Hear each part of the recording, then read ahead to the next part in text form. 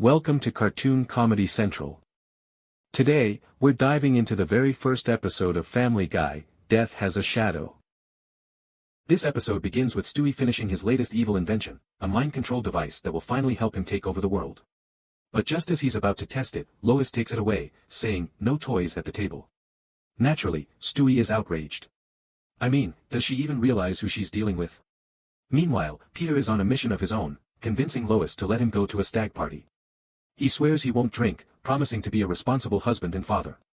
Of course, the second he gets there, that promise disappears faster than a donut at a police station. Peter dives into full party mode, drinking way too much and making some, let's say, questionable decisions. The next morning, he wakes up with a hangover that could take down an elephant and somehow drags himself to work at the happy-go-lucky toy factory, where he's a safety inspector. Yes, you heard that right.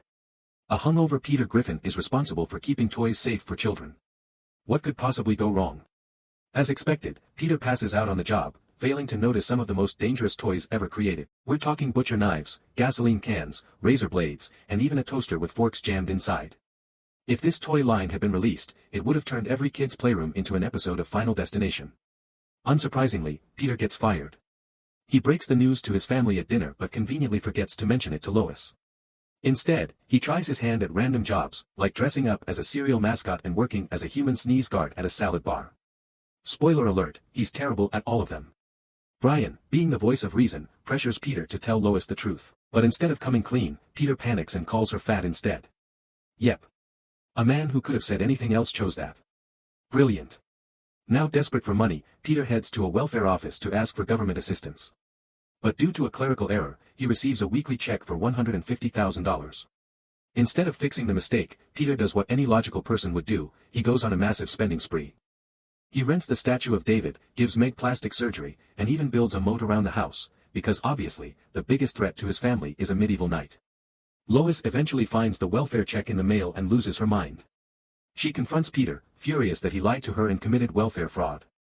Feeling guilty, Peter decides to return the money, but in the most dramatic way possible. He and Brian take a blimp over Super Bowl 33 and start dropping the cash onto the crowd below. Absolute chaos breaks out, and within seconds, they're shot down. Now in court, Peter faces 24 months in prison.